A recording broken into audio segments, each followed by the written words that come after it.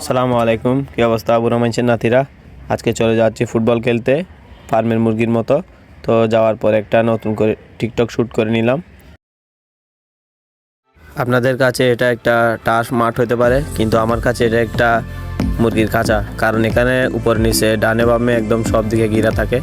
যাই হোক, খেলাটা এনজয় করেন। শেষে কিন্তু একটা মজাদার ভিডিও আছে, ওইটা উপভোগ করে যান।